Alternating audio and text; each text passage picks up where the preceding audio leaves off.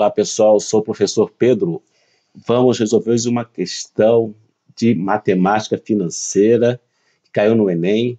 A matemática financeira, esse assunto especificamente, que é o sistema de amortização, não costuma ser cobrado no nível médio, né? A não ser que se faça um curso específico de matemática financeira. Então, é um assunto pouco estudado, né, pelos estudantes, mas que não é difícil. É questão de você entender bem e, através do raciocínio lógico, você consegue resolver. Então, vamos lá, direto ao assunto, sem enrolar, como sempre, né? Um casal realiza um financiamento imobiliário de 180 mil a ser pago em 360 prestações mensais, com taxa de juros efetiva de 1% ao mês. A primeira prestação é paga um mês após a liberação dos recursos e o valor da prestação mensal é de R$ 500 mais juros de 1% sobre o saldo devedor, valor devido antes do pagamento. Observe que, a cada pagamento, o saldo devedor se reduz em R$ 500 e considere que não há prestação em atraso. Efetuando o pagamento dessa forma, o valor em reais a ser pago ao banco na dessa prestação é de... Então, quando você tem um sistema de amortização, que é o empréstimo, né? Você vai calcular como o devedor vai pagar o empréstimo, você tem alguns elementos aí. Você tem o saldo devedor, a dívida inicial, que no caso aqui é 180 mil reais. Você tem parte da dívida que você paga assim os juros, que nós chamamos de amortização. Você tem os juros, né, que vai cair sobre o saldo devedor. E no final você tem aquela prestação, que é a soma da amortização mais os juros. Então você tem vários sistemas, tá? Tem sistema que você sempre vai pagar a mesma prestação, que é o caso do sistema francês ou sistema Price. Vou deixar até a descrição uma aula sobre isso aqui, se você quiser conhecer como é que funciona. E tem esse sistema que é chamado de sistema de amortização constante, SAC, que nesse caso todo mês você paga a mesma parte da dívida. No caso aqui, R$ 500. O que vai mudar vai ser a prestação. Ela começa maior e vai diminuindo ao longo do tempo, tá? Então, aqui, quando ele fala que ele paga R$ 500, tá? R$ 500, como é que ele chegou a esse cálculo dos R$ 500? Ora, ele pegou aqui, então, o valor da dívida, que foi 180 mil, e como as amortizações serão iguais, ele dividiu pelo número de prestações, 360. Então, ele chegou aqui a quanto? A R$ 500, que é o valor da dívida, tá? Então, é isso aqui, ó. Você pega 180 e divide por 360. Então, vai pagar sempre parte da dívida sem os juros, R$ 500 mês a mês.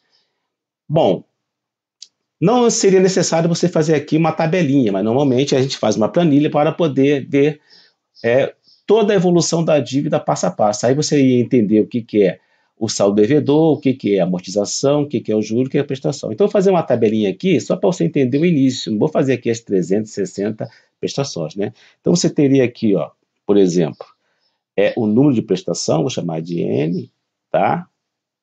Você teria aqui o valor do saldo devedor, depois que você paga uma prestação. Você teria o valor aqui da amortização, né? Que no caso aqui sempre vai ser igual, que é R$ 500. Você tem aqui, no caso, o valor dos juros, que é sobre o saldo devedor, e você tem finalmente aqui a prestação, tá? Então, nesse caso aqui, ó, como você não paga nada quando você faz empréstimo, então aqui é zero prestação, tá? Você não paga nada aqui, tá? Você tem uma carência aqui. Então, nesse momento aqui, você está devendo quanto? Você está devendo aqui, ó, 180 mil. Saldo devedor, na data que você faz aqui o empréstimo. Então, você não amortiza nada, não paga juros de nada e não paga prestação de nada. A partir da primeira, né, da primeira prestação, o que vai acontecer? Aí você já paga aquela amortização que nós calculamos aqui, que ele passou, que sempre vai ser, nesse caso, igual a quanto? Vai ser igual a 500, tá? Então, você poderia colocar na planilha aqui até a última prestação, R$ 500. Agora vamos calcular os juros. Como é que eu calculo os juros? Os juros é sempre calculado sobre o saldo devedor anterior, tá? Então, no caso aqui da primeira prestação, tá? Vamos considerar aqui que eu estou na primeira prestação, aqui, ó, na primeira prestação. O que acontece? Quando eu pago R$ 500 a primeira amortização, o saldo devedor, ele vai o quê? Ele vai diminuir, né? Ele vai diminuir. Então, ele vai ser, no caso, 180 mil menos quanto? Menos 500. Então, nesse caso aqui, nesse momento que eu pago a primeira prestação, o saldo devedor seria 179.500, tá? Diminuiu. Só que os juros aqui é relativo ao quê? Os juros é relativo à primeira, ao saldo devedor anterior. Então, quanto você vai pagar juros aqui? 1% de quanto? 1% de 180 mil. Ora, 1% de 180 mil seria quanto? 1.800. R$ 1.800. Então, nesse caso aqui, a prestação vai ser a soma da amortização, que é sempre igual a 500, e no caso do juro específico aqui, quanto? 1.800. Então, nesse caso aqui, a primeira prestação seria quanto? 2.300, tá? Essa seria a primeira prestação. E assim sucessivamente, tá? Você vai pagando a amortização, diminui do saldo devedor, né, anterior, aí você tem um novo saldo devedor aqui, calcula os juros sempre sobre o saldo devedor anterior, soma e você vai ter a prestação. Então, você ia fazer isso aqui, ó, ele quer a 10ª prestação, até a 10ª prestação, tá? Você ia fazer todo esse procedimento aqui.